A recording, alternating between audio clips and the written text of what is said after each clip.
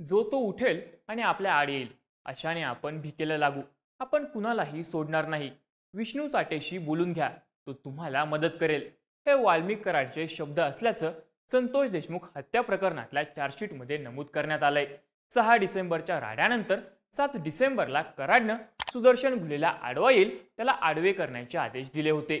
त्यानंतर कराडची टोळी मृत संतोष देशमुखांच्या मागावर होती. 9 डिसेंबरला देशमुख कुठे आहेत याची माहिती काढून आरोपींनी देशमुखांचं अपहरण करून त्यांची हत्या केली. या प्रकरणी दाखल झालेले खंडणी, ॲट्रॉसिटी आणि हत्या हे तीनही गुन्हे फक्त खंडणी या मोटिव्हमधूनच झाल्याचं चार्जशीटमध्ये स्पष्ट झालंय. मात्र ॲट्रॉसिटीतील ज्ञानेश्वर रणजित मुळे आणि देशमुख कुठे याची टीप देणारा सिद्धार्थ सोनवणे यांची नावं चार्जशीटमधून वगळण्यात आली आहे. यातूनच देशमुख हत्या प्रकरणाला ट्विस्ट मिळणार असल्याची चर्चा आहे. पण सोनवणे आणि मुळे यांची नावं चार्जशीटमधून का वगळण्यात आली आहेत? या प्रकरणात माफीचा साक्षीदार महत्त्वाचा ठरू शकतो का? पाहूयात या व्हिडिओमधून. नमस्कार, मी चैतन्य आणि तुम्ही बघताय बोल व्हिडिओ. मस्साजोगचे सरपंच संतोष देशमुख यांच्या हत्येप्रकरणी CIDने 1500 पेक्षा जास्त पानांचं आरोपपत्र दाखल केलंय. त्यातून या प्रकरणाचा मास्टरमाइंड वाल्मिक कराड हाच असल्याचा दावा केलाय. कराडसह सुदर्शन घुले, विष्णू चाटे, सुधीर सांगळे, प्रतीक घुले, महेश केदार, जयराम चाटे यांच्यासह फरार कृष्णा आंधळे यांच्या विरोधात चार्जशीट दाखल आहे. दुसरीकडे मात्र आरोपींना मदत केली म्हणून बालाजी तांदळे, डॉक्टर संभाजी वायबसे, शिवलिंग मोराळे यांच्यासह काही पोलिसांवरही वारंवार आरोप झाले आहेत. आता चार्जशीटमध्ये यातील कुणाचंही नाव नाही. मात्र चर्चा होते ती ज्ञानेश्वर रणजित मुळे आणि सिद्धार्थ सोनवणे यांचं नाव चार्जशीटमधून वगळल्याची. त्यामुळं या दोघांचा देशमुख हत्या प्रकरणात नेमका काय रोल होता, त्याबद्दलच्या काय बातम्या आल्या होत्या हे सुरुवातीला बघूयात. सुरुवातीला मुळेबाबत बोलूया. संतोष देशमुख हत्या प्रकरणाचा घटनाक्रम खंडणी, ॲट्रॉसिटीचा गुन्हा, नंतर हत्या असाच आहे. या तीनही गुन्ह्यांमध्ये चार्जशीटमधील सर्वच आरोपींचा थेट सहभाग असल्याचं स्पष्ट झालंय. मात्र खंडणीनंतर घडलेल्या ॲट्रॉसिटीच्या फिर्यादीमध्ये आरोपींसह ज्ञानेश्वर रणजित मुळे याचंही नाव होतं. मात्र चार्जशीटमध्ये पुराव्याअभावी त्याला वगळण्यात आल्याचं बोललं जातंय. चार्जशीटमध्ये ॲट्रॉसिटीच्या गुन्ह्याबाबत म्हटलं आहे की वारंवार खंडणी मागूनही आवादा एनर्जी प्रायव्हेट लिमिटेड कंपनीने वाल्मिक कराडला खंडणी दिली नाही. त्यामुळं 6 डिसेंबरला सुदर्शन घुले, प्रतीक घुले व सुधीर सांगळे हे कंपनीमध्ये गेले. तिथे त्यांनी सुरक्षा रक्षकास मारहाण करून जातीवाचक शिवीगाळ केली. कंपनीचे अधिकारी शिवाजी थोपटे यांना 2 कोटी रुपये द्या नाहीतर कंपनी बंद करा अशी धमकी देऊन शिवीगाळ व धक्काबुक्की केली. यावेळी कंपनीमध्ये काम करणाऱ्या मस्साजोगच्या कर्मचाऱ्याने सरपंच संतोष देशमुखांना फोन करून घटनेबाबत सांगितलं. त्यावरून सरपंच संतोष देशमुख हे घटनास्थळी गेले. त्यांनी सुदर्शन घुले व त्याच्या साथीदारांना कंपनी बंद करू नका, लोकांना रोजगार मिळू द्या अशी विनंती केली.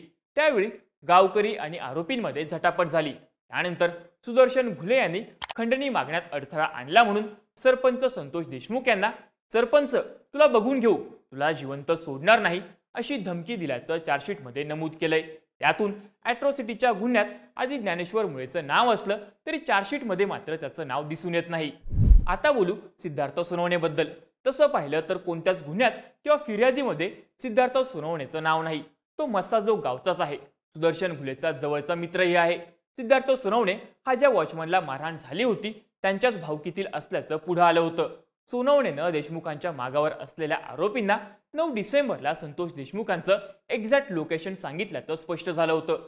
संतोष देशमुख यांची हत्या झाल्यानंतर सिद्धार्थ सोनवणे हा गावातच होता. तो देशमुखांच्या अंत्यविधीला देखील उपस्थित होता.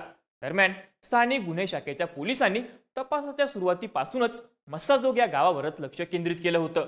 अपहरण करण्यापूर्वी कोणीतरी जवळचा व्यक्ती संतोष देशमुख यांचं लोकेशन देत असावा असा संशय पोलिसांना होता. लोकेशन देणाऱ्यांचा पोलीस शोध घेत असल्याची माहिती सिद्धार्थ सोनवणेला मिळाली. त्यामुळं तो देशमुखांच्या हत्येनंतर 2 दिवसांनी गावातून फरार झाला. त्यामुळं सिद्धार्थ सोनवणेवर पोलिसांचा संशय वाढला आणि त्या दृष्टीने तपास सुरू झाला. तपासात पोलिसांना सिद्धार्थचा गुन्ह्यात सहभाग असल्याची खात्री पटली. गावातून निघून गेल्यावर सिद्धार्थ सोनवणे मुंबई परिसरात लपून बसल्याचं समजलं. तसंच त्यानं 5 सिम कार्ड वापरल्याचंही पुढे आलं. स्थानिक गुन्हे शाखा पोलिसांनी सोनवणेचं मुंबईतील कल्याणमधील लोकेशन मिळताच त्या ठिकाणी सापळा रचला. तेथे उसाच्या गाड्यावर तो काम करत होता. इथूनच पोलिसांनी सोनवणेच्या मुसक्या आवळल्या. अटक केल्यानंतर सिद्धार्थ सोनवणेला मुख्य 8 आरोपींच्या रांगेत 9व्या क्रमांकावर स्थान मिळालं होतं. इतरांप्रमाणे त्याच्यावर मोक्का अंतर्गत गुन्हा दाखल करण्यात आला. असं असतानाही पुराव्याअभावी चार्जशीटमधून सिद्धार्थ सोनवणेचं नाव वगळण्यात आलंय. त्यामुळं केस न्यायालयानं सोनवणेला 25,000 रुपयांच्या जातमुचलक्यावर सोडण्यात यावं असा आदेश दिला आहे. सध्या सिद्धार्थ सोनवणे बीड जिल्हा कारागृहात आहे. न्यायालयाच्या आदेशानंतर आता त्याची सुटका होणार आहे. देशमुख हत्या प्रकरणी 5 गोपनीय साक्षीदारांनी दिलेली साक्ष, डिजिटल पुरावे यातून वाल्मिक कराड मुख्य आरोपी असल्याचं स्पष्ट झालंय. मात्र ज्ञानेश्वर मुळे आणि सिद्धार्थ सोनवणे यांच्याबाबत काहीही पुरावे पुढे आले नाहीत. त्यामुळेच दोघांची नावं सीआयडीनं आरोपपत्रातून वगळल्याचं सांगितलं जातंय. आता पुरवणी आरोपपत्रात या दोघांची नावं येणार का याकडेही लक्ष आहे. दुसरीकडे मात्र ज्ञानेश्वर मुळे आणि सिद्धार्थ सोनवणे यांना मुख्य 8 आरोपींविरोधात माफीचा साक्षीदार बनवलं जाणार असल्याची ही चर्चा आहे. त्यामुळं माफीचा साक्षीदारांची भूमिका काय असते आणि देशमुख हत्या प्रकरणात मुळे आणि सोनवणेंची तशी भूमिका महत्त्वाची ठरणार का ते बघूयात. संगनमताने किंवा टोळीतून होणाऱ्या गुन्ह्यांमध्ये अनेकदा आरोपी पकडले जातात. मात्र ठोस साक्षी पुरावे नसल्यानं आरोपींची सुटका होण्याची शक्यता असते. अशा वेळी तपास यंत्रणा किंवा सरकारी पक्षाकडे पर्याय असतो, तो म्हणजे आरोपींपैकी एखाद्याला माफीचा साक्षीदार करणं. तो माफीचा साक्षीदार घडलेल्या गुन्ह्याचा घटनाक्रम, तथ्य, पुरावे, आरोपींच्या घटनेतील भूमिका आदी बाबींचा न्यायालयासमोर उलगडा करू शकतो. त्यात तपास यंत्रणेला गुन्ह्यातील गुंतागुंत सोडून वेळ वाचवण्यास मदत होते. गुन्ह्याबद्दल खरं सांगितल्यास सह आरोपीला माफीचा साक्षीदार करून त्याला अभयदान देण्याचं प्रलोभन दिलं जातं. त्याची संमती मिळाल्यानंतर त्या आरोपीला सरकारी साक्षीदार किंवा माफीचा साक्षीदार म्हणून घोषित केलं जातं. एव्हिडन्स ऍक्ट कलम 133 अंतर्गत कोणत्याही सह आरोपीला साक्षीदार मानलं जाऊ शकतं. आता देशमुख हत्या प्रकरणात चार्जशीटमधून वगळलेले मुळे आणि सोनवणे हे माफीचे साक्षीदार म्हणून किती फायद्याचे ठरतील हे बघूयात. आवादा कंपनीतील मारहाण आणि शिवीगाळनंतर ज्ञानेश्वर मुळेवर अॅट्रॉसिटीचा गुन्हा दाखल होता. आता तो माफीचा साक्षीदार झाला तर कंपनीत झालेला गोंधळ आणि त्यापूर्वी नेमकं काय झालं होतं, त्या मारहाणीच्या घटनेत कोण कोण सहभागी होतं, त्यात कराडसह इतर आरोपींचा काय रोल होता याची स्पष्टता येण्यास मदत होऊ शकते.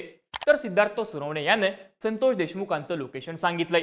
त्यासाठी सोनवणेला आरोपींनी कसा संपर्क साधला, त्या बदल्यात त्याला काही प्रलोभन देण्यात आलं होतं का, सोनवणे आरोपीतील कुणाकुणाच्या संपर्कात होता, घटनेच्या दिवशी त्यानं कुणाला किती फोन केले, देशमुखांबाबत त्यानं आरोपींना नेमकी काय माहिती दिली याचा उलगडा होणार आहे.